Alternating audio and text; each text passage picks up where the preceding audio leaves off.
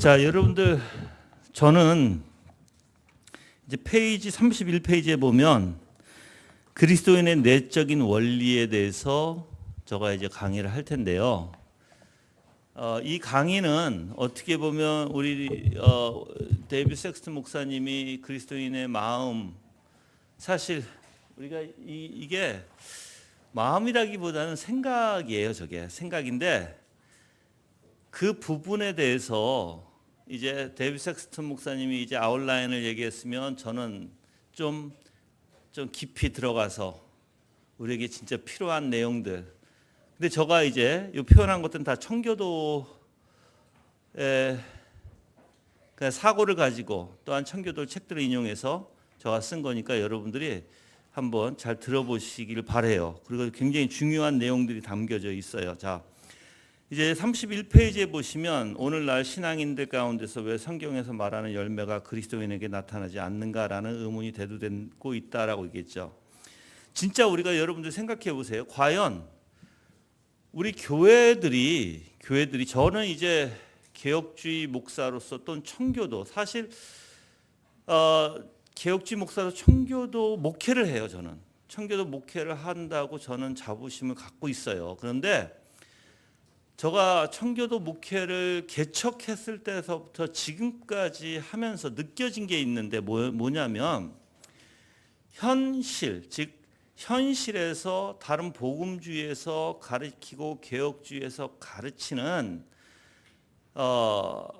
것과 좀 교리의 차이는 없어요. 교리의 차이는 없지만 구체적이고 더 우리의 삶에 효과적이면서 더 우리가 실제적으로 학습과 연습을 통해서, 훈련을 통해서 어떻게 진정으로 청교도들이 살았던 그런 삶을 살아가고 있는가를 우리 교회는 연습하고 있거든요. 그걸 실질적으로 저는 여지껏 지금 10몇 년이에요. 16년인가 지금 해오고 있어요, 저희는. 그런데 제가 하면서 느낀 게 있어요.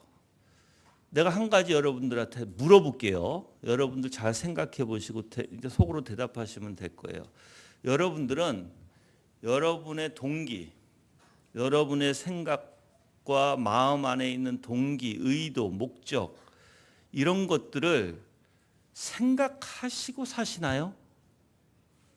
이제 제가 이게 왜 내가 이걸 물어보냐면 사람들은요.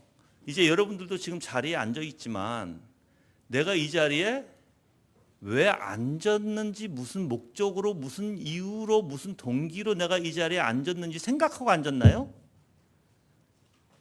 아닐 거예요, 아마. 그냥 내가 보기 좋으니까. 그렇죠? 아, 요 자리는 딱 괜찮겠다. 요 자리면 내가 좀 괜찮다고 내 자신의 중심에서 생각한 것을 여러분들 행동을 옮기실 거예요. 여러분들 청교도들은 이제 간단히 이건 하나의 예예요. 우리의 생각과 마음에 있는 동기를 살피는 일을 했어요. 근데 그 생각과 마음의 동기에 또 내 감정까지 하나님의 뜻이 아니라면 청교도들은 그걸 거부했어요. 그래서 내가 이런 목회를 하면서 많은 사람들을 내가 접해보지만 사람들이 사실 생각이 악하고 마음이 악하면서도 어떤 사람들은 그거를 꺾지 못한 사람들이 있더라고요. 의도 자체도 악해요. 그래서 여러분들 우리의 사고, 오늘도 Renewing Your Mind, 그러니까 우리의 생각을 다시 새롭게 해야 된다고 배웠잖아요. 근데 문제는 첫 번째, 우리의 생각이 악하냐 이것도 잘 모르고 있고, 두 번째, 어떻게 새롭게 변화시키는 건 물론 변화시키는 성령께서 하세요. 말씀을 통해서. 그런데 우리의 책임이 없을까요? 있어요. 그래서 아까 데이비드 목사님이 묵상을 얘기한 거예요. 그럼 묵상을 통해서 어떻게 하는지에 대해서는 아직 말씀 안 하셨어요. 근데 우리 교회는 그걸 연습하고 있어요. 그래서 내가 여러분들한테 과감하게 말씀할 수 있는 거예요. 그래서 여러분의 생각, 마음, 동기, 의도, 목적, 내 감정까지도 다 하나님이 기뻐하시는 뜻과 일치가 돼야 된다는 거예요. 그래서 저는 자 이제 제가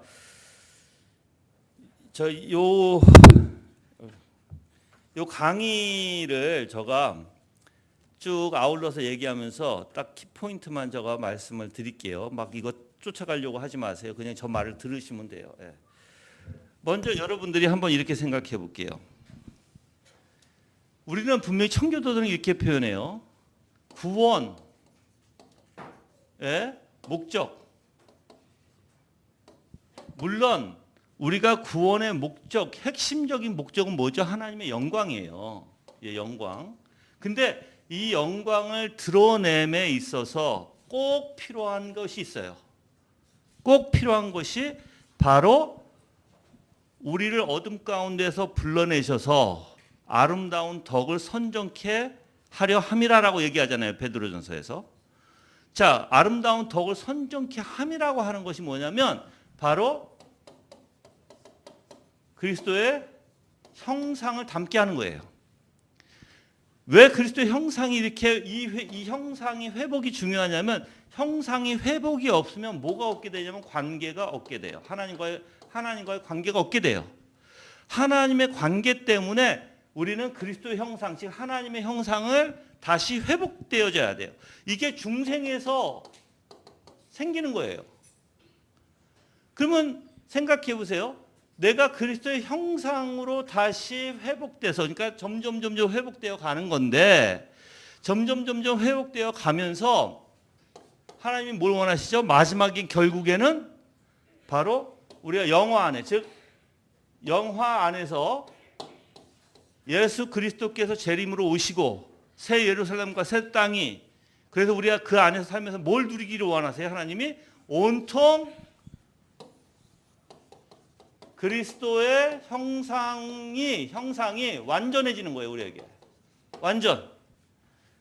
그래서 우리의 생각과 마음이 죄가 없이 의도와 목적과 모든 내 행위와 생각 모든 것이 내 내면 안에서부터 외적인 것까지 다 하나님께서 그리스도의 형상으로 완전화시켜가는 거예요.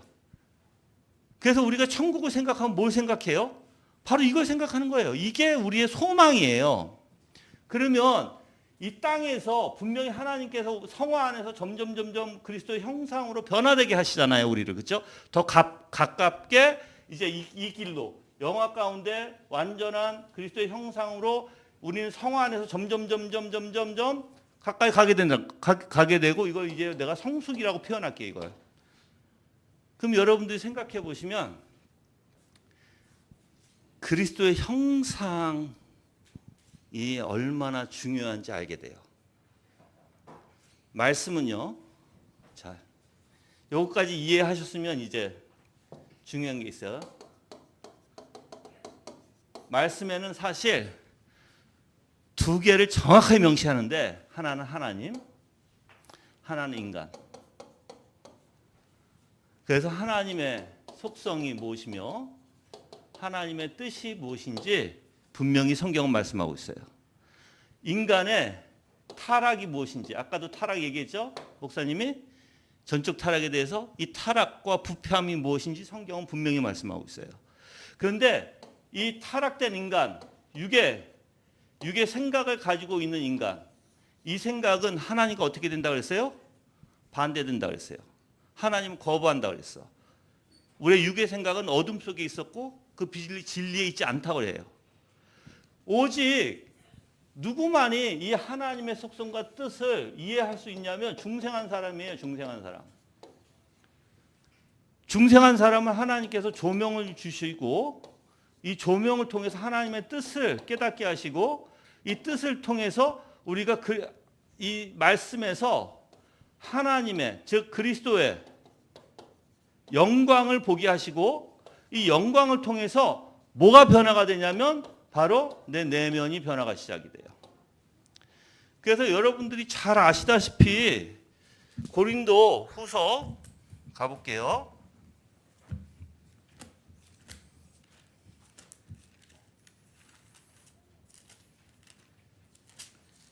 고린도후서 3장에 볼게요. 저는 개역 한글로 읽을게요. 17절 18절 읽어드릴게요. 3장 17절 18절.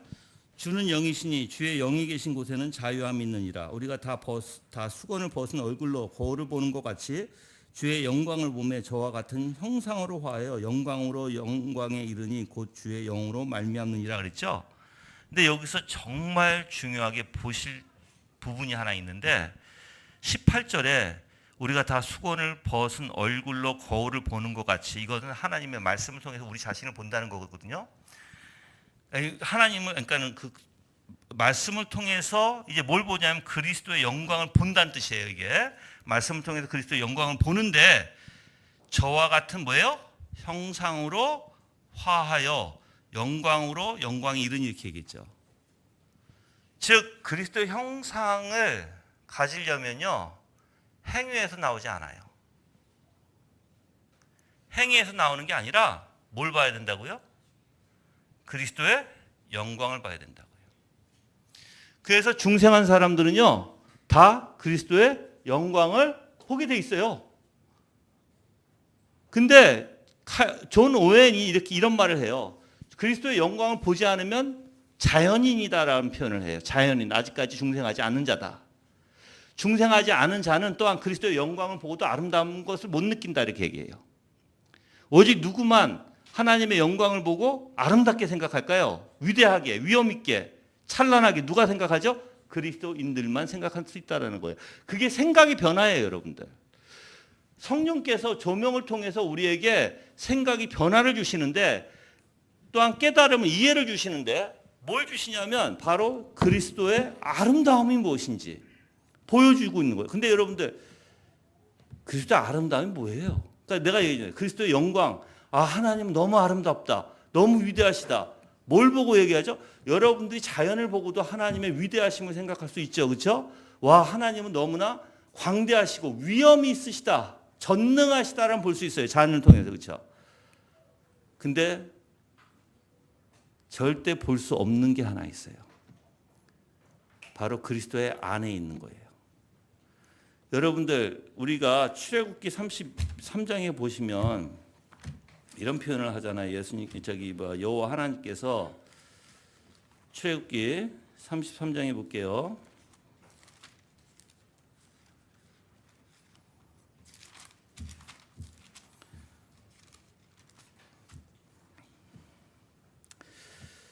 어 33장 어디를 보시냐면 이제 모세가 금송아지를 이스라엘 백성들이 만드니까 이제 시내산에서 내려오면서 이제 가지고 내려왔던 십계명을 다 깨버려요. 하나님이 굉장히 진노하셨죠. 내가 이들 다 멸하리라 하니까 이제 모세가 막 하나님 앞에 가서 이제 기도하면서 이제 도와달라고 하고 우리와 같이 가달라고 해요. 그러면서 뭐라고 얘기하냐면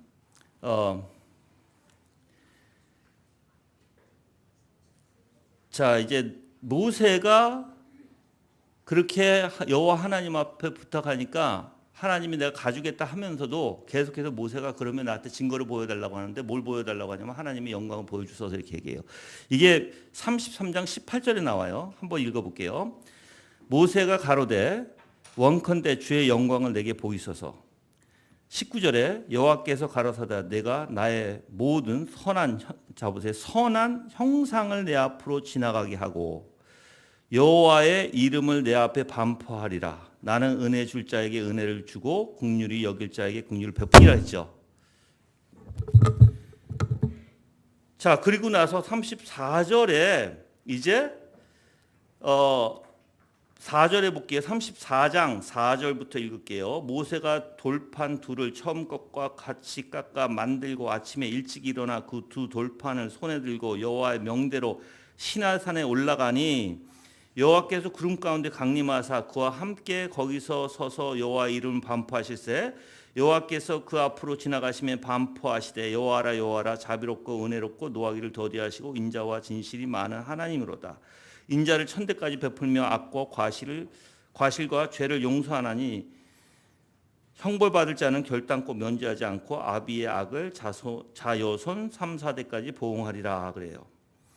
즉 지금 지나가는데 등만 보여주시잖아요. 그렇죠? 완전한 하나님의 영광을 보는 사람은 없어요. 그렇지만 선한 영광은 보여주시겠다고 약속해서 그게 이제 표현이 등으로 표현되는 거예요. 자, 그러면 여러분들 우리가 그리스도를 통해서 뭘 볼 수 있냐면요. 바로 선한 영광이에요. 하나님의 선한 영광. 이걸 볼 수 있는 거예요. 근데 문제는 뭐냐면 하나님의 선한 영광을 볼 때 이게 아름답다라고 여겨져야 돼요. 여러분들 우리가 소요리문답의 1문에 인간됨의 목적은 무엇입니까? 라고 얘기하죠. 바로 인간됨의 목적은 하나님을 영화롭게 하고 그 안에서 그를 즐거워하다 그랬어요. 그를 즐거워하다. 여러분들 하나님을 어떻게 즐거워해요? 이 영광을 보지 못하는데 어떻게 즐거워해? 선한 영광을 볼 때 우리가 그분에게 도취되고 그분의 아름다움에 빠져드는 거예요. 그래서 내 생각과 내 마음이 거기에 뺏기게 되는 거예요. 그래서 우리는 선을 생각하면 기쁘지만 악을 생각하면 인상을 찡그리게 되는 거예요. 그게 칼빈이 더러운 쓰레기를 두는 것과 아름다운 장미를 뒀을 때 우리 인간은 어디로 가요? 기본적으로 장미로 가죠. 그게 인간의 기본된 본성이 있다고 얘기를 했어요. 그럼 우리는 하나님의 아름다움을 자꾸만 쫓아가야 되잖아요. 그렇죠? 그러면 여러분들이 하나님의 아름다움이 더 아름다워지려면 뭐가 있어야 돼요? 대비해서 더러운 것이 있어야 되잖아. 더러운 것은 뭐예요? 인간의 부패예요. 인간의 부패성이 얼마나 더러운데요.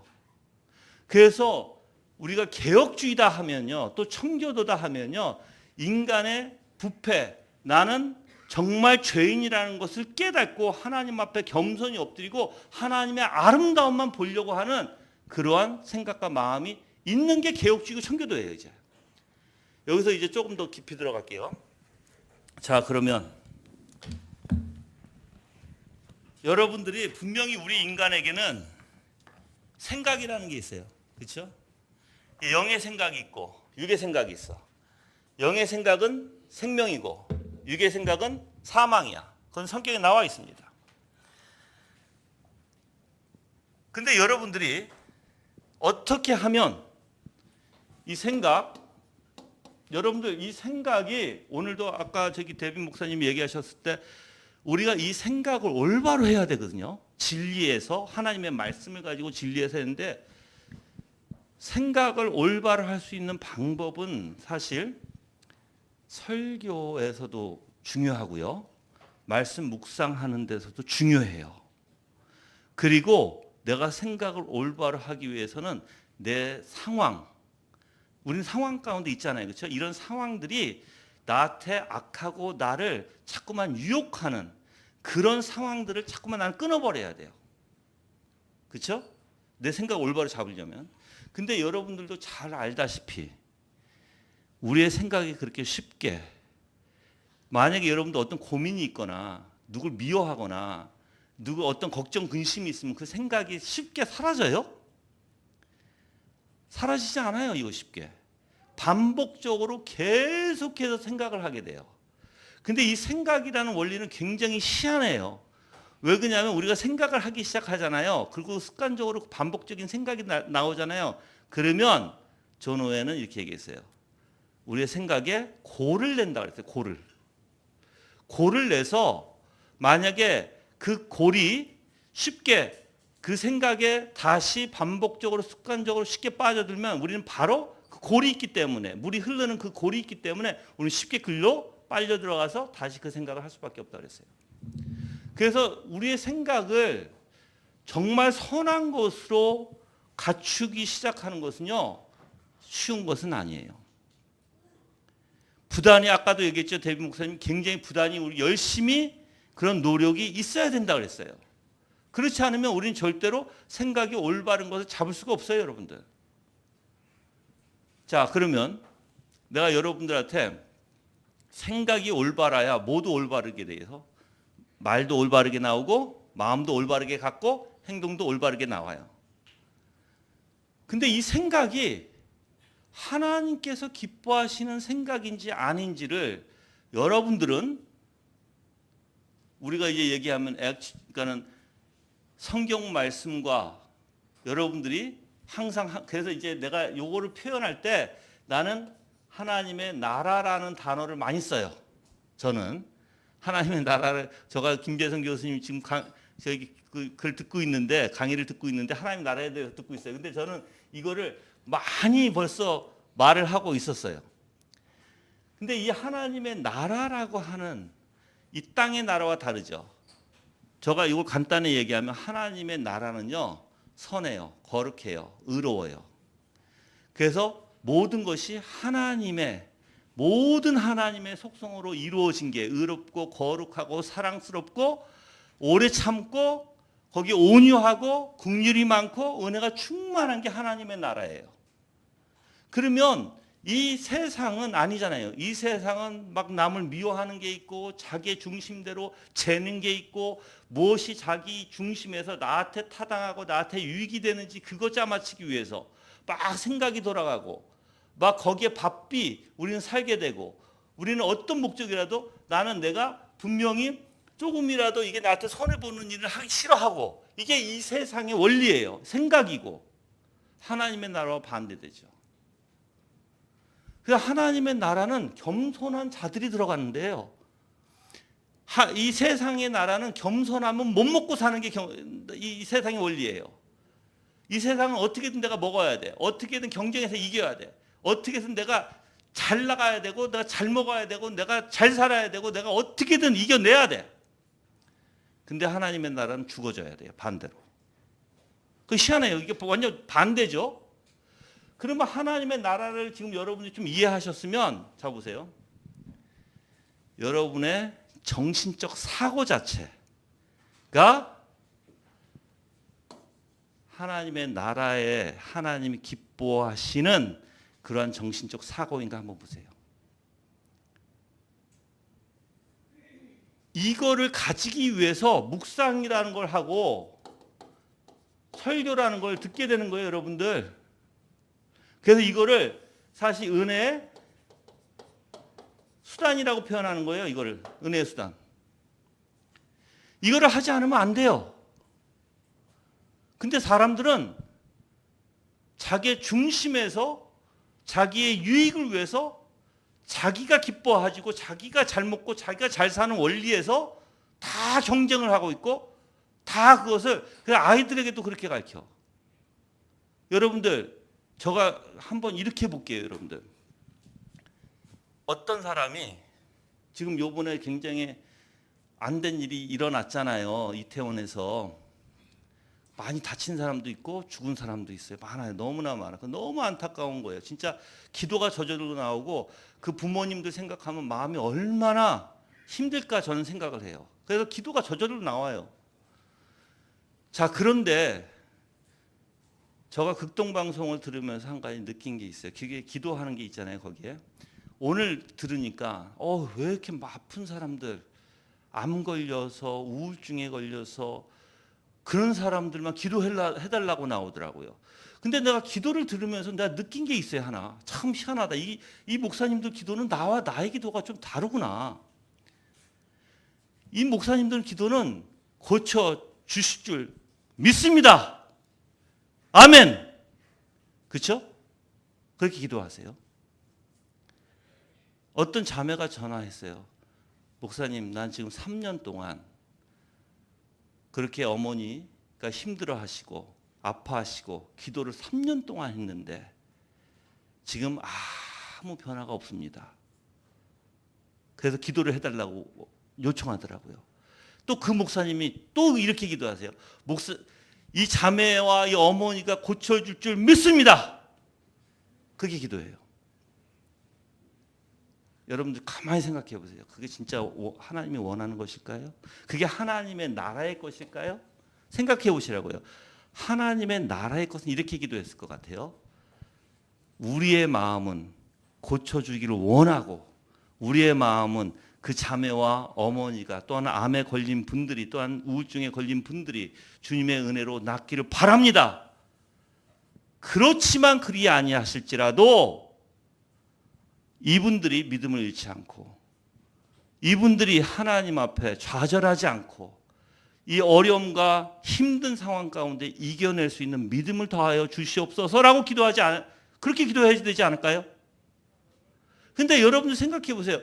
하나님의 나라의 것들은 맹목적인 게 아니에요. 오늘도 아까 말씀하셨지만 하나님의 나라의 원리는 맹목적으로 믿습니다 이게 아니에요.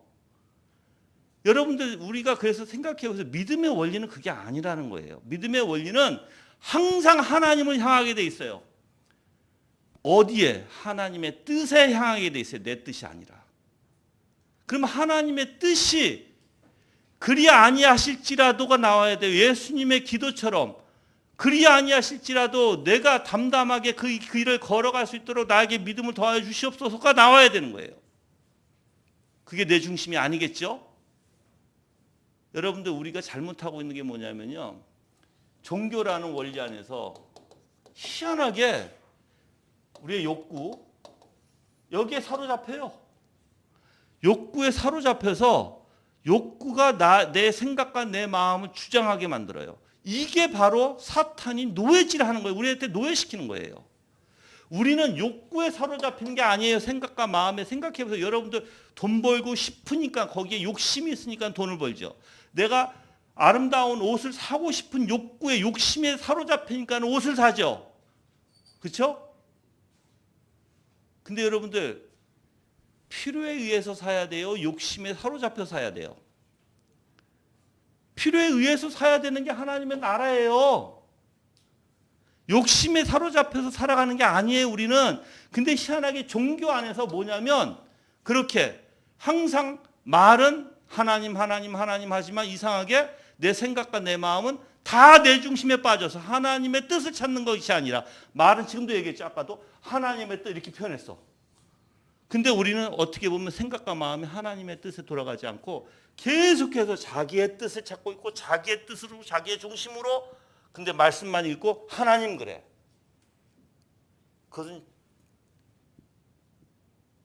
그것은 진짜 올바른 신앙이 아니에요. 그래서 여러분들이 우리의 올바른 생각을 가지려면요. 뭘 해야 될까요? 예수 그리스도와 십자가에 못 박지 않으면 안 돼요. 이거. 이제 여러분들 내가 이 써놓은 책에 읽어보시면 뭐 어떤 내용이 있냐면 중생하지 않은 자도 중생하지 않았어요. 묵상이라는 걸 해요. 설교를 들어요. 생각이 잠시 거룩해질 수 있어요. 잠시 흉내를 낸다는 거죠. 흉내 잠시. 근데 거듭난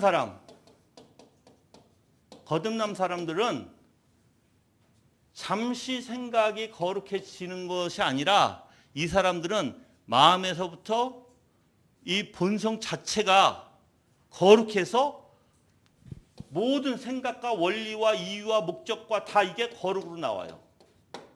거듭난 사람들은. 그래서 그 사람의 생각과 세상 사람들의 생각이 다른 거예요. 이런 사람들은 흉내만 내는 거예요, 잠시. 근데 금방 돌아가 버려요. 거룩으로 살지 못해. 금방 다시 이게 좋은 거구나라고 듣기는 듣지만 그렇게 살지 못하고 다시 돌아가 버려. 저는 여러분들 그래서 이 거듭난 사람의 본성이 무엇인지 이제 여러분들이 좀 알기 위해서 제가 몇 페이지를 가시냐면 이제 양심 부분으로 갈게요. 페이지 41쪽에 갈게요.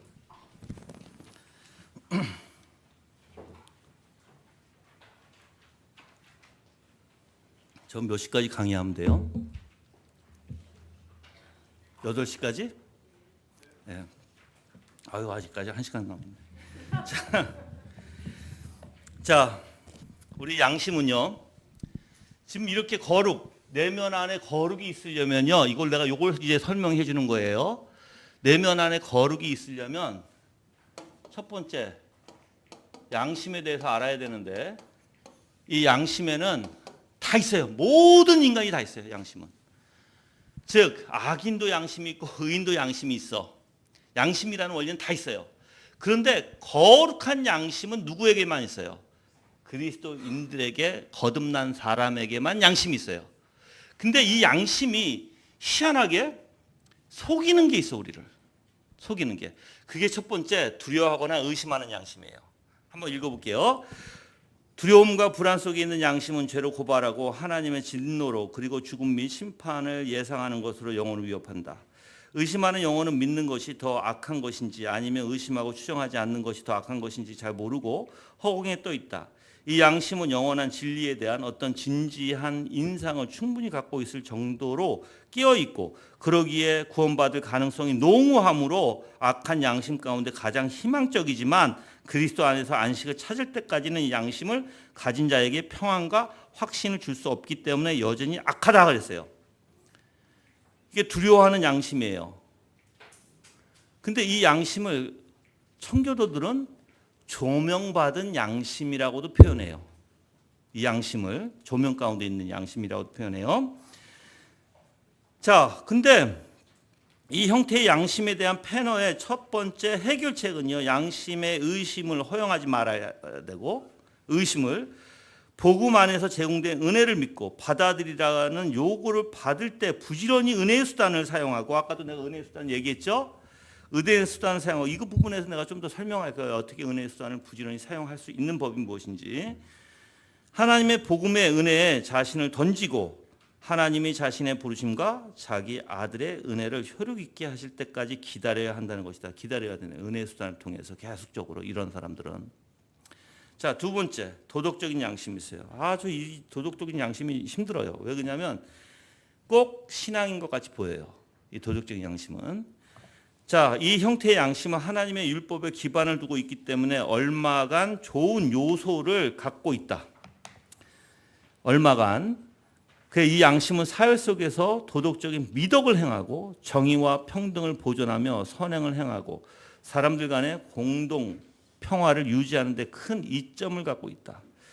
도덕주의자의 양심은 성령의 일반 은총을 따라, 일반 은총 동그라미 하세요. 특별 은총이 아니에요.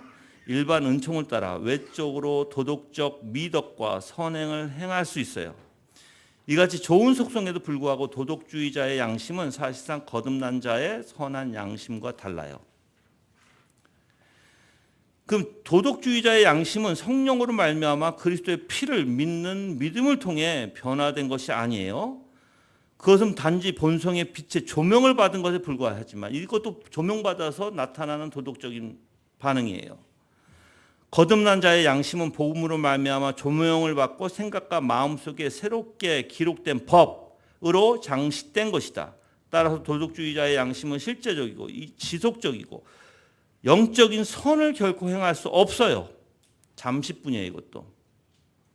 왜냐하면 그 양심은 무엇보다 먼저 하나님을 사랑하고 이웃을 자기 몸처럼 사랑하는 것에 의해 동기를 부여받는 것이 아니기 때문이다. 도덕주의자의 양심은 구원받은 믿음에 의해 영향을 받는 것이 아니고 따라서 하나님의 영광을 위해 쓰임받는 것도 아니다 그랬어요. 이런 사람들은 여러분도 생각해 보세요. 사회 속에서 도덕적인 미덕을 행해요. 정의를 해요. 평등을 보존해요. 선행을 해요. 그럴 때 보면 이 사람이 꼭 거듭난 사람 같죠? 근데 아니에요. 그래서 우리가 좀 생각해 봐야 될 게 이 거듭남의 본성의 원리가 이게 뭔가 도대체 이게 어떻게 드러나는가 내 안에서. 그걸 먼저 여러분들이 이제 그걸 내가 알려드리려고 하는 거예요. 지금 자, 꼼꼼한 양심 볼게요. 세 번째로. 꼼꼼한 양심은 여러 면에서 선한 양심의 가짜 형태예요. 주로 종교적 의무. 우린 다 종교심이 있어요. 다. 그래서 불교도 믿고 이슬람도 믿고 다 뭐 힌두교도 믿고 다 하는 거예요. 카톨릭도 믿고 하여튼 다 해요. 근데 종교적 의무와 사소한 도덕적 행실을 중시해요. 이 양심은 빈틈없이 종교적이지만 구원을 위해 그리스도를만 바라보거나 그리스도 안에서 평강을 찾거나 하지 않는다. 꼼꼼한 양심은 이를 합법적으로 결정하지만 불법적이 되지 않을까 두려워 실천을 거의 하지 않는다. 다시 말하면 죄를 짓는 것이 너무 두려워 심지어 선하고 정직한 것마저도 피한다. 또한 꼼꼼한 양심은 목적 없는 내성과 내적 우울을 일으키는 자기 검토에 집착해요.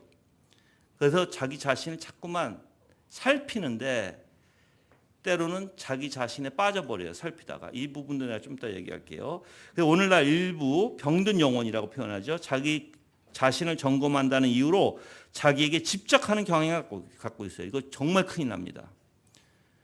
이렇게 해서는 안 돼요. 점검을 올바로 하고 있지 않는 거예요. 점검을 하면서 자기 죄만 보면 여러분들 죽어나가요. 절대 여러분들 올바로 살 수가 없는 거예요. 하지만 이런 집착적인 자신의 점검은 실망을 낳을 수밖에 없다고 청교도는 말하는데, 그 이유는 그리스도 및 복음과 상관없이 자기를 검토하고 점검하는 것이 아무런 유익을 낳지 못하기 때문이다.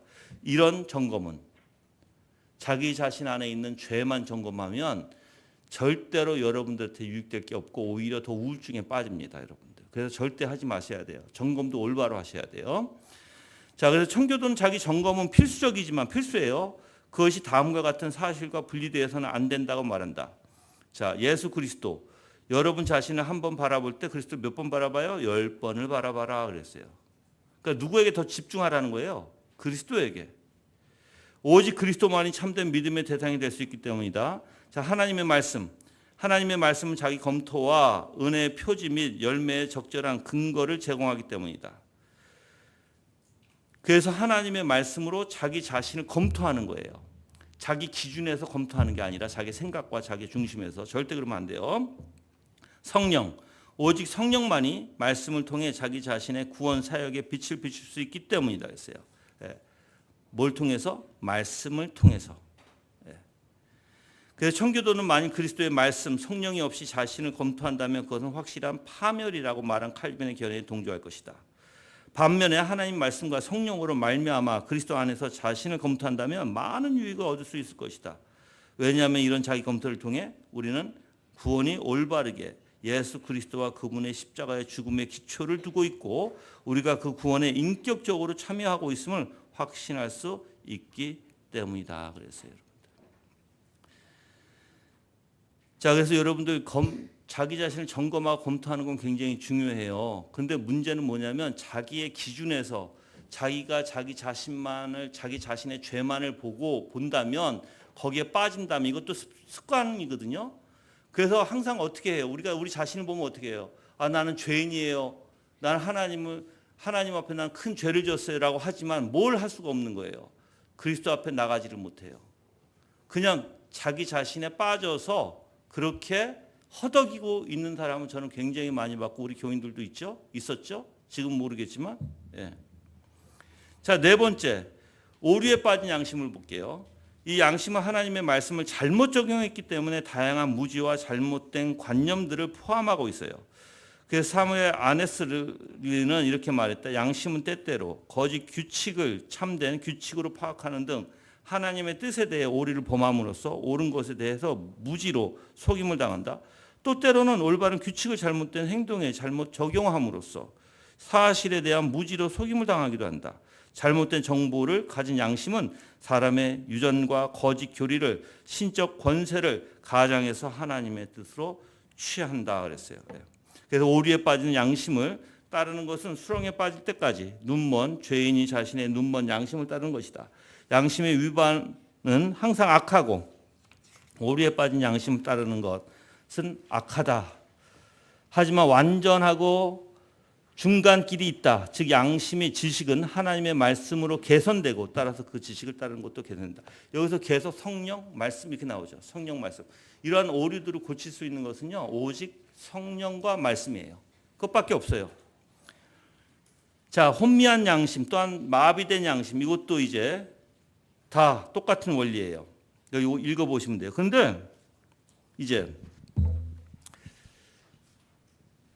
여러분들이 먼저 거듭남에 대해서 조금 알아야 될 게 있어요. 이게 뭐하고 같이 가냐면 믿음과 같이 가요. 이 믿음은요, 희한하게 우리의 생각과 우리의 의지, 이거는 우리가 조직 신학에서 보면 이렇게 얘기해요. 믿음은 생각과 의지가 변화될 것이다가 아니에요. 되고 있다가 아니에요. 변화됐다예요. 변화된 거예요. 됐다. 변화된 거예요. 되고 있다가 아니에요, 여러분들. 이거 오해하면 큰일 나요. 중생에서. 그러면 생각과 의지가 어떻게 변화됐을까? 이게 문제죠, 이제. 생각과 의지가 어떻게 변화됐냐면 자꾸만 내 생각과 내 의지는, 마음은 하나님에게 자꾸만 가고 싶은 거예요. 이게 변화된 거예요. 이제 중생한 사람은요, 과거에는 내가 얘기했어요. 자연인은 어디에 어떻게 살아요? 충동, 감정, 그리고 어떠한 욕심, 욕구에 사로잡혀서, 탐심 이런 거에 사로잡혀서 내가 그 사로잡혀서 내 의지가 발동해서 움직여요. 그게 자연인의 원리예요. 그런데 중생한 사람은 거기에 사로잡힌 게 아니라 사실 하나님 말씀에 사로잡혀서, 성령에 사로잡혀서 우리의 생각과 의지가 자꾸만 그리스도에게, 하나님에게 가는 거예요. 그러니까 자꾸만 이 생각과 양심이 향하는 쪽이 있죠. 바로 하나님의 나라의 것들. 여기에 향해요. 계속해서 하나님께 향하게 돼 있어요. 그래서 때로는 이게요, 이제 연약하죠. 우리가 육신이 연약해서 때는 넘어지잖아. 넘어진다는 건 죄를 짓잖아. 죄를 짓는 사람이 이런 믿음이 있으면 어떻게 돼요? 죄를 졌어. 근데 내 생각과 마음은 계속 하나님의 나라의 것도 향하니까 어떻게 돼요? 괴로워져요, 이제. 왜?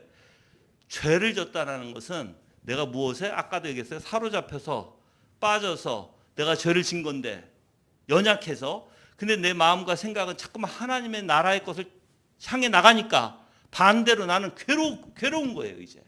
그래서 우리의 입술이, 우리의 말이 어떻게 돼요, 이제? 주님하고 자꾸 용서해달라고 자꾸 그리스도만을 찾게 되는 원리예요, 이게. 이게 믿음이에요, 여러분들. 그래서 믿음은 계속해서 하나님을 향해요, 이제. 근데 이게 우리의 거듭남 안에, 우리의 본성 안에 이게 있다라는 거예요. 그래서 악한 자의 본성과 거듭난 사람의 본성이 다른 거예요, 이제. 이 사람들은 온통 하나님의 것들을 사랑해요. 세상의 것들을 바울과 같이 뭐라고 얘기해요?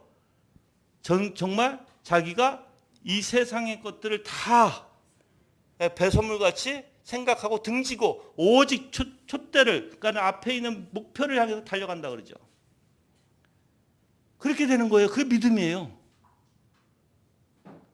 자, 그러면 여러분들, 거듭난 사람의 본성이 이런 거라면 이 양심도 어떻게 돼요? 거룩한 양심도 계속해서 누굴 향해 나갈 것 같아요? 하나님을 향해 나가겠죠. 자, 이제 문제는 이거예요, 여러분들. 그러면 어떻게 해서 이런 양심을 일깨우고 이런 생각을 일깨우고 정말 우리가 얘기하는 그리스도의 생각과 마음을 가질 수 있는가? 첫 번째, 페이지 45페이지 볼게요. 설교예요, 설교. 1번, 양심은 설교를 통해 일깨워진다 그랬죠?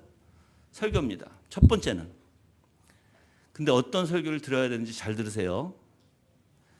굉장히 중요한 거예요. 이제 특히 목사님들은 이거 정말 중요해요. 왜 그러냐면 목사님들이 이걸 모르면 사람의 영혼을 꿰뚫는 설교를 못합니다. 여러분, 내가 한 가지 물어볼게요. 비난과 비판과 계속해서 여러분들이 무엇인가 계속해서 비난과 비판하는 설교, 그리고 지적하는 설교를 듣게 되면 어떻게 돼요, 여러분들? 자기 자신도 앉아서 남을 비판하고 비난해요.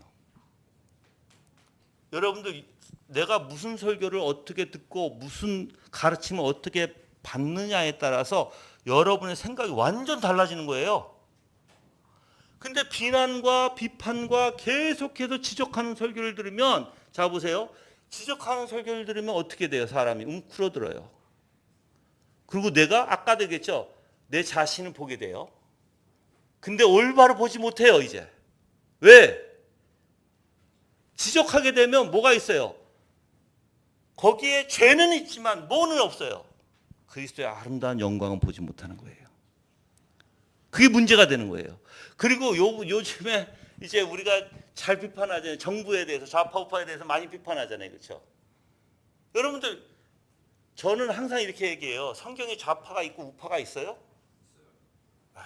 No. 성경에 우리가 사고는 있어요. 사고는 있어요. 진리의 사고는 어디에 더 가깝다라는 건 있지만 좌파와 우파는 없어요, 성경에. 근데 이제 문제는 이거예요. 만약에 여러분들이 나한테 목사님 그럼 우파입니까? 좌파입니까? 그러면 나는 우파예요. 사실 이렇게 그냥 솔직히 말씀드릴 수도 있어요. 저는 우파예요. 저는 좌파에 안 가요. 저는. 예.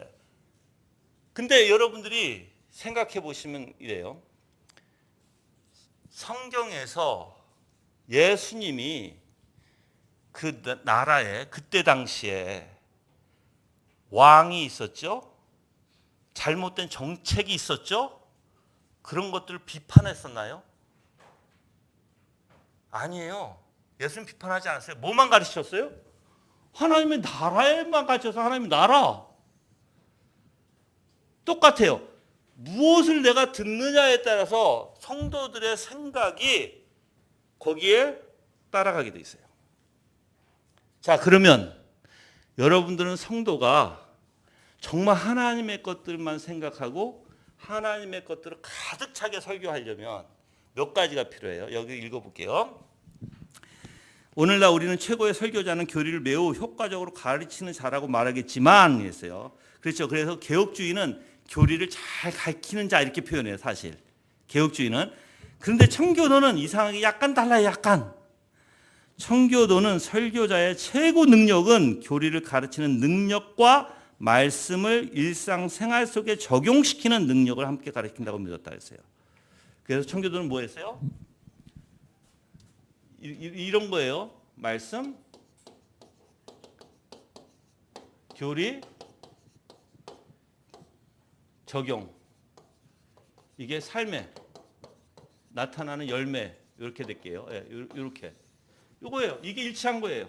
청교도들은. 저 삶이 일치한 거예요. 자, 그래서 청교도에 따르면 유능한 설교자의 한 가지 표지는 사람들의 마음 바닥에 무엇이 있는지 보여주려고 그들의 양심을 어떻게 했어요? 갈기 찢어 놓는 능력이 있었다 했어요. 이렇게 하는 목적은 내면에 이제 동그라미 하세요. 줄 그세요. 내면에 또는 저변에 있는 것을 낱낱이 보여주기 위함이라 했어요. 그 내면에 있는 것을 낱낱이 보여줘요. 아주 구체적으로 보여줘요. 청교도들은. 그 구체적으로 설명한다는 거예요. 우리의 욕심이 어떻게 일어났고 욕심이 어떻게 우리의 생각을 사로잡고 욕심이 어떻게 우리 마음 가운데 이제 자리를 잡게 되고 이 자리 잡은 욕심이 어떻게 우리 의지를 통해서 어떤 행동들을 하게 하는지 낱낱이 상세하게 얘기를 했어요. 그래서 청교도의 양심을 갈기갈기 찢어놓는 마음을 살핌으로써 청자들에게 히브리서 4장 12절을 실감나게 만드는 설교자를 소중히 여겼다. 읽어볼게요. 히브리서 4장 12절. 하나님의 말씀은 살아있고 활력이 있어 좌우에 날선 어떤 검보다 예리하여 혼과 영과 및 관절과 골수를 찔러 쪼개기까지 하며 또 마음의 생각과 뜻을 판단하라니 그랬어요. 그래서 최고의 설교자는 하나님의 말씀이 우리 존재의 핵심 속에 어떻게 뚫고 들어가는지를 우리에게 보여준다고 청교도는 말했다. 그래서 말씀이 우리 존재의 핵심, 마음, 동기, 구체적으로 우리의 마음에 있는 것을 뚫고 들어가는 거예요. 목사는 이렇게 하는 법을 어떻게 배우는가 이제. 목사는 자신의 양심과 삶에 하나님의 말씀을 공급하는 것으로 배우게 된다. 그러면 깊이를 부를 것이다. 만일 여러분이 하나님 말씀이 여러분 양심을 갈기갈기 찢어 놓는 것을 경험했다면 그것을 사용해서 다른 사람의 양심을 갈기갈기 찢어 놓을 수 있을 것이다. 이 뜻은 뭐냐면요. 여러분이 뭘 해야 돼요? 말씀을 통해서 말씀에서 경험. 여러분들 이 경험으로 구원받는 건 아니에요. 그거 꼭 알아두세요. 이거는 절대 경험으로 구원받는 건 아니지만 경험이 굉장히 중요해요. 왜 중요한 역할을 하냐면 경험은 열매를 맺게 하고요. 확신을 갖게 해요. 구원의 확신을 갖게 해요. 이 경험은. 근데 이 경험이 여러분들 오해하지 마세요. 이 세상 사람들이 갖고 있는 감동이라는 표현을 하잖아요. 이 세상 사람들이. 그래서 감동을 만들어내잖아요. 말을 잘하는 사람들은 청중에게 어떤 감동을 일으켜요. 그러니까 감동이라는 마음이 뭉클하고 그래서 눈물을 흘리고 그러한 감동을 짜내요. 너무 잘하죠. 때로는 웃기기도 해. 그렇죠? 내가 얘기하는 경험이 그런 게 아니에요. 이 경험은 오직 말씀에서 나오는 경험을 얘기해요. 자, 내가 한 가지 물어볼게요. 하나님의 임재 가운데 구약에서 이제 볼게요. 구약에서 하나님의 임재가 임했어요. 어땠어요? 하나님의 임재가 임했을 때 사람들이 어때요? 다 엎드려서 두려워서 떨죠. 그리고 이사야가 하나님 임재 가운데 입했을 때 자기 입을 막았죠. 죄가 드러나죠. 그렇죠? 이게 신약과 달라요? 구약에서 하나님의 임재가 임했을 때 그렇게 나타나는 경험, 그렇죠? 구약에서 하나님의 임재로 임한 경험이 신약에서는 달라요? 아니에요. 예수님의 임재 가운데 나오는 사람들 보세요. 열심을 갖게 되죠. 자기 죄를 토로하죠. 겸손해지죠. 낮아지죠. 무릎 꿇죠. 다르지 않아요. 구약의 하나님의 은혜로 인한 임재 가운데 은혜로 인한 우리의 경험, 내가 반응 이렇게 얘기할게요. 반응과 영적인 반응이라고 할게요. 영적인 반응과 신약에서 똑같이 하나님의 예수 그리스도의 임재 가운데 나타나는 영적인 반응은 똑같아요. 그래서 예수님께서도 이렇게 했잖아요. 만약에 그 보혜사가 오면 뭐예요? 너의 죄에 대해서 이렇게 얘기하잖아요. 틀리지 않아요. 똑같아요. 구약에서 임재와 신약에서 임재가 반응이 똑같다고요. 그럼 내가 한 가지 물어볼게요. 오늘날의 말씀으로 인한 임재, 하나님의 임재, 하나님의 조명, 뭐 하나님께서 우리를 깨닫게 함, 야다, 기네스코라는 단어, 깨달음이 있을 때 이게 영적이에요. 영적인 것들이에요. 그러면 우리도 어떻게 돼요? 영적인 반응이 구약에서 똑같이 신약에서 똑같이 지금도 뭐예요? 똑같이 일어나야 돼요. 청교도는 이거 주장한 거예요. 청교도들은. 그래서 뭘 구별했냐면 거짓과 진짜 신앙자를 구별했어요. 여러분들 그때 왜 구별했어야 돼요? 카톨릭에서 막 개신교로 밀려 들어오잖아요. 그 청교도 시대 때 여러분 생각해, 청교도 시대 때는 카톨릭의 군주가 바뀌면 카톨릭이 되고 또 군주가 바뀌면 또 개신교가 되고 막 그랬을 때예요. 루터 때가 그랬고, 그리고 청교도 때도 나라 전체가 어떻게 됐어요? 국교로 다들 카톨릭을 배웠던 사람들이 이제 개신교에 들어오는 거잖아요. 그래서 그 사람들이 뭐 했냐면 준회원제와 회원제를 이렇게 만들었어요. 회원은 세례교인, 준회원은 카톨릭의 세례를 받았어도 아직까지 이런 반응이 없는 자를 준회원으로 했어요. 여러분들 오늘은 어때요? 오늘은 복음주에서 밀려 들어오잖아요. 복음주에서 밀려 들어오는데 복음주에서 뭘 가르쳐요? 감정적인 거, 기복신앙, 그리고 신비주의, 율법주의, 반율법주의, 신율주의, 이거 다 설명해 드리고 싶은데 하여튼 그런 걸 배워와요. 다. 이런 반응, 구약에서 신약에서 나타나는 하나님의 임재 가운데 성령의 충만 가운데 나타나는 반응이 있을까요? 없을까요? 이게 문제예요. 이제. 그래서 자 보세요. 내가 양심이 갈기갈기 찢어진 경험이 있어요. 그리고 내가 하나님의 영광을 봤을 때 너무 아름다워. 그리고 내가 죄를 깨달았을 때 다리가 후들후들 떨리고 정말 내가 하나님 앞에 정말 낮아지고 내 마음이 두근두근 되면서 정말 죄가 싫어지면서 막 하나님 앞에 붙들고자 하는 그러한 경험이 있는 자가 그렇게 설교할 수 있는 거예요. 그렇게 가르칠 수 있는 거예요. 그래서 여러분들 사람들한테 뭘 주고 싶은지 아세요? 그런 설교자는 정말 내가 알고 있는 하나님을 이렇게 주고 싶은 거예요. 그래서 그렇게 설교할 수밖에 없는 거예요, 여러분들. 그게 능력이에요. 영적인 거는요, 영적인 것은 같이 옮게 돼 있어요.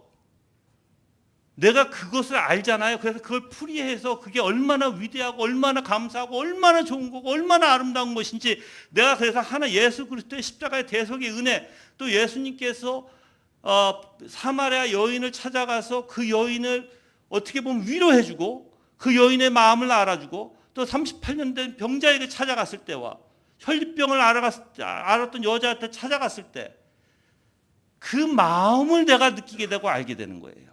같이 공감대를 이루게 되는 거예요. 그래서 내가 주님 앞에 겸손히 엎드릴 수밖에 없고, 나 또한 그 사마리아 여인과 같고, 나 또한 38년 된 병자와 같고. 그래서 예수님께서, 여러분들 생각해 보세요.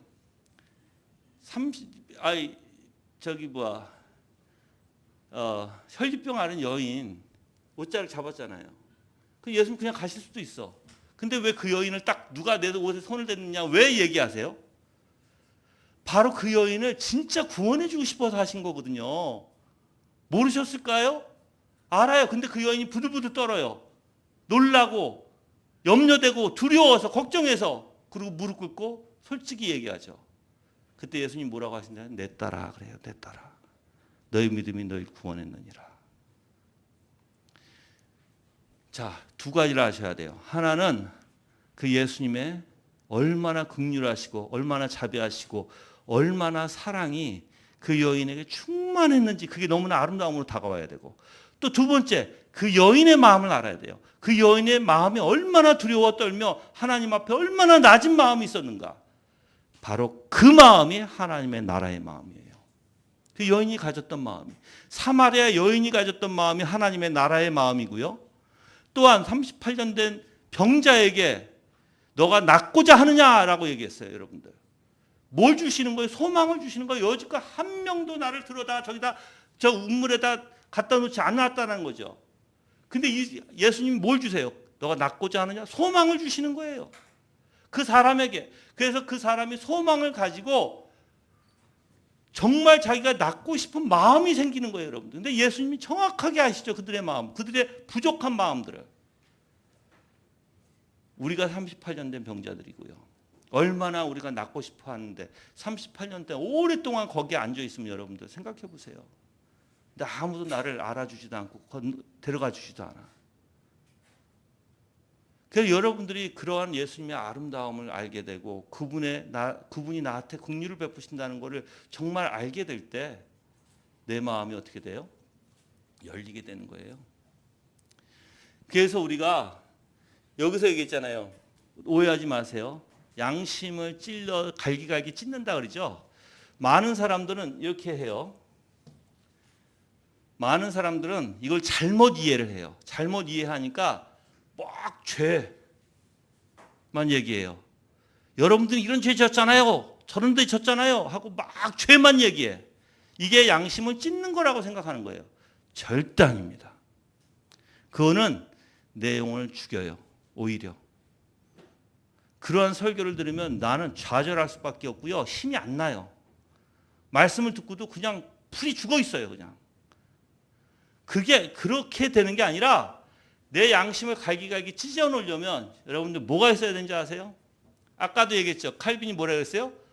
아주 더러운 것, 또 한 장미 아름다운. 이거 표현하면 더러운 건 인간의 부패성, 장미는 뭐예요? 아름다운 하나님 그리스도의 형상. 이렇게 돼요. 네. 자, 그러면 이게 대비로 보여줘야 되는 거예요. 그래서 누구야? 칼빈이 이렇게 얘기했어요. 물어봤어요. 이런 질문을 하더라고요, 칼빈이. 만약에 누군가가 나한테, 그럼 당신은 인간의 부패성을 먼저 말할 것입니까? 하나님의 아름다운 하나님의 속성을 먼저 얘기할 것입니까? 칼빈은 나는 하나님의 속성을 먼저 말할 것이다. 문제는 뭐냐면 하나님의 속성을 말하잖아요. 이게 대비돼서 당연히 그냥 나타나요. 그래서 내 마음이 찔리게 되는 거예요. 막 죄만 가리키고 혼만 낸다고 해서 그래서 내 마음이 찢어지는 게 아니에요, 여러분들. 절대로. 하나님의 아름다움을 나타낼 때, 하나님의 아름다운 속성을 나타낼 때 더러운 나의 부패성이 자연적으로 어떻게 해요? 드러날 수밖에 없어요. 그래서 성령께서 내 마음을 찢는 거지 내 말로 찢는 게 아니에요. 그거 아셔야 돼요. 근데 잘못하면 사람들은 내 말로 사람을 찢으려고 해. 그게 절대 아니에요, 여러분들.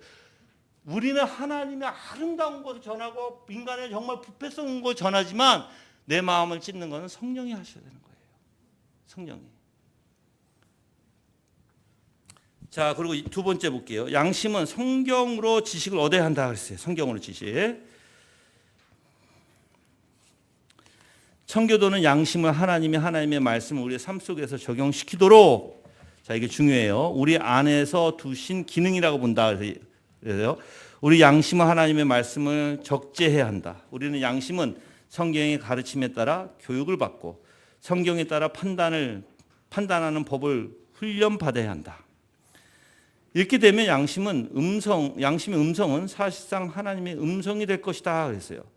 그래서 성경의 인도를 받지 못한다 해도 양심은 여전히 작용하겠지만 부적절한 기준에 따라 작용할 것이다. 이렇게 되면 양심은 정죄해야 할 때 정죄하지 못하고 정당화와 돼서는 안 되는 것을 정당화하게 될 것이다 그랬어요. 그래서 청교도는 잘못 적용하는 양심에 대해 유일한 치유책은 양심이 성경의 기준을 철저히 교육받는 것이라고 믿었다 그랬어요. 자, 우리의 양심은 하나님이 조종하셔야 한다고 청교도는 말했어요. 자, 이제 그 세 번째는 양심 복음으로 고침을 받아야 되고요. 네 번째로 이제 47페이지 보면 양심은 자기 검토를 거쳐 행사해야 된다. 이 부분을 다 내가 이제 하나로 해서 내가 여러분들한테 설명을 드릴게요. 여러분들 양심을 고치려면 뭐가 있어야 된다고요? 말씀. 여기에선 설교 또 중요하다고 그랬어요. 또 두 번째 중요한 게 묵상이에요. 말씀의 묵상. 이게 은혜의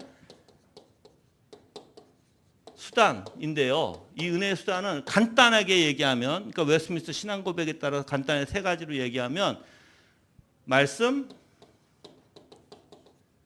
기도, 성례. 이거예요. 성례는 여기서 두 가지죠.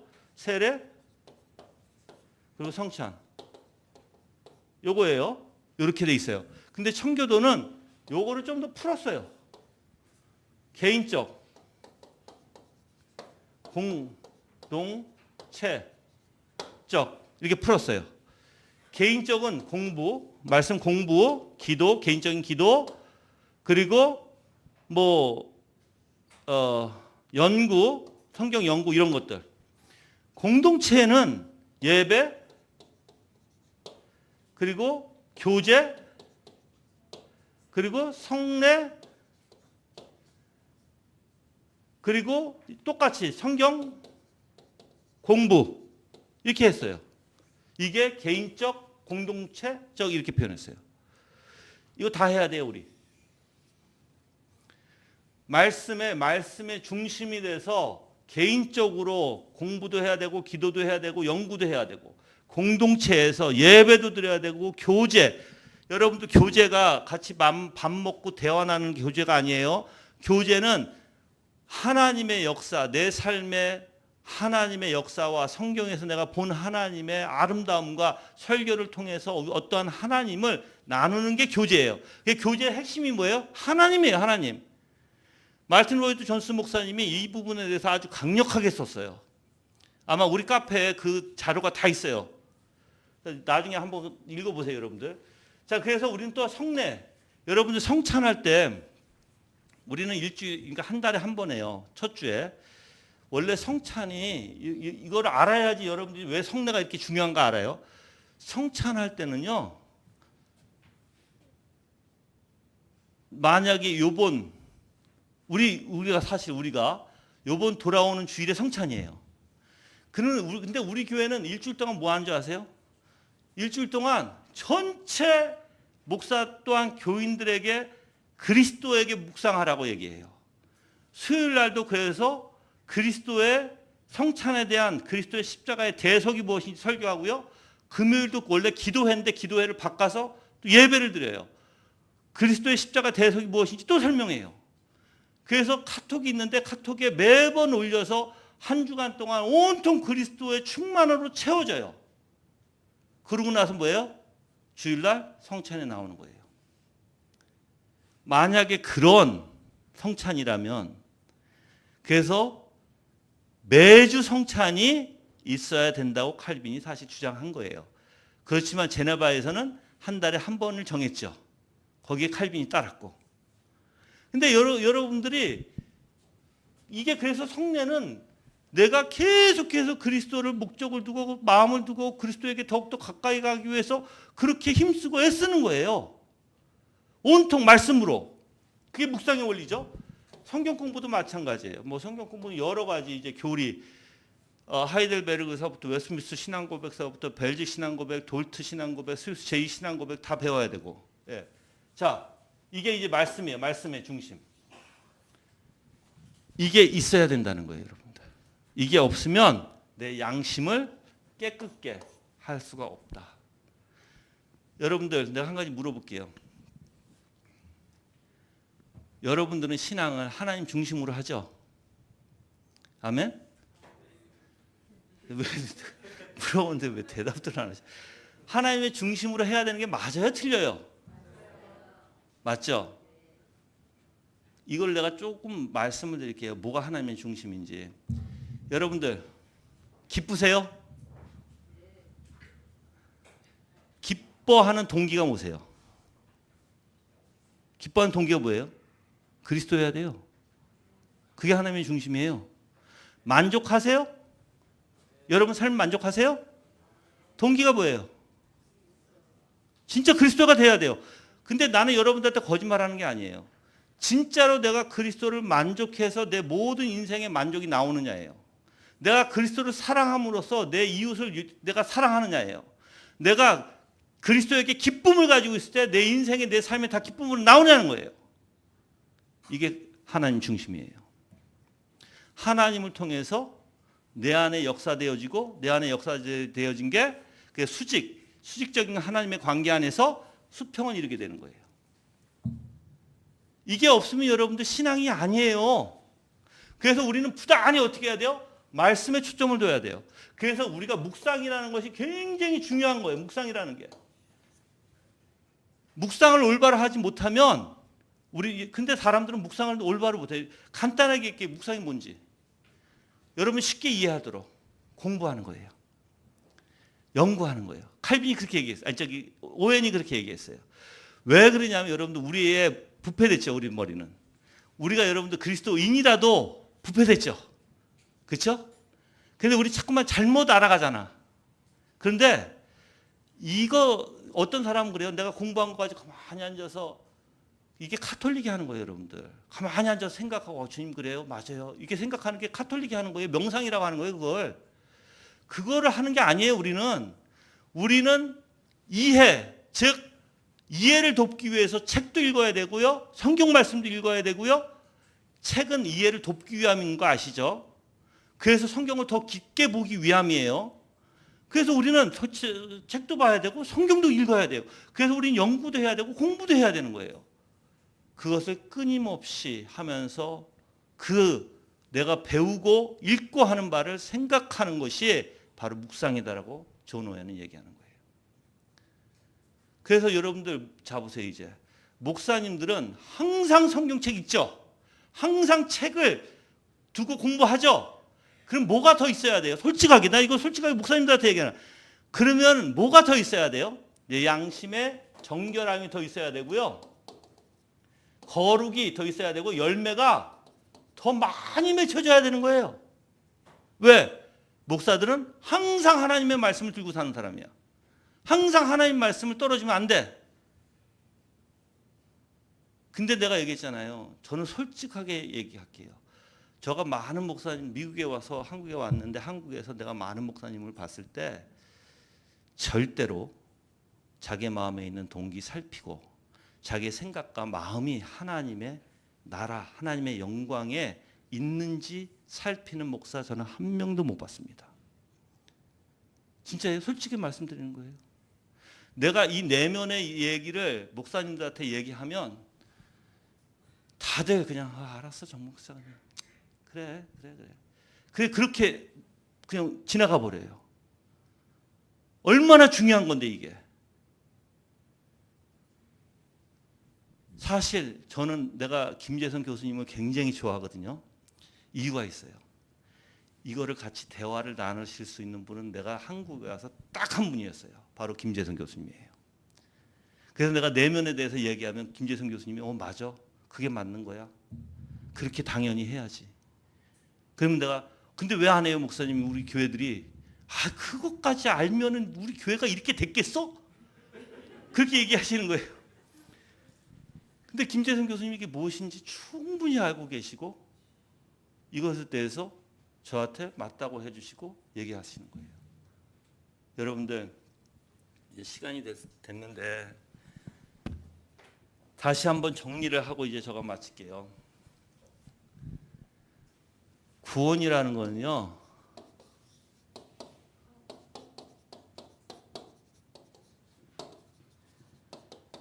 그리스도의 형상을 담게 하는 것이고요. 그리고 구원부터 얘기할게요. 구원이 뭐예요? 관계예요. 하나님과의 관계가 구원이에요, 여러분들. 천국 어떤 장소 개념으로 보시면 안 돼요. 구원이라는 건 관계 개념으로 보셔야 되는 거예요. 근데 왜 관계요? 바로 하나님의 형상을 통해서 우리가 하나님과 관계를 가질 수 있는 거예요. 여러분들, 하나님이 우리 인간을 만들었을 때 아담을 만들었잖아요. 아담에게 어떻게 하시기를 원하셨는지 아세요? 하나님의 영광, 하나님의 아름다운 속성으로 다 채워서 그 아름다운 선한 영광이 내 안에서, 그러니까 아담 안에서 이 세상을 다 다스리고 통치하시기를 바라셨어요. 근데 이게 무너진 거예요, 여러분들. 그래서 예수 그리스도의 십자가의 대속을 통해서 이걸 다시 회복시켜 주시는 거예요. 왜? 다시 관계를 갖기 위해서. 그러면 여러분들, 이런 관계의 그리스도의 형상에 내가 이거를 되려면 우리에게 도구를 주셨어요. 하나님의 말씀이라는 도구를 주셨어. 그리고 성령을 주셨어. 그래서 우리에게, 우리의 마음의 생각에 계속해서 하나님의 생각으로 채워 넣기를 하나님이 원하시는 거예요. 그래서 변화시키는 건 누구세요? 바로 성령이세요. 예수 그리스도시고 바로 성부 하나님이세요. 삼위일체 하나님이세요. 그래서 이러한 훈련을 하고, 이러한 훈련을 내가 올바로 배워서 올바로 묵상하는 법, 올바로 생각하는 법, 내 생각과 내 마음이 하나님의 나라의 것으로 있는지 점검하는 것, 이게 다 중요해요. 이게 교회에서 가르쳐줘야 돼요. 교회에서 가르쳐지지 않으면 어디서 배우겠어요, 이거? 생각해 보세요. 어디서 배우겠어요, 이거? 근데 오늘날에 솔직히 내가 여러분들한테 물어볼게요.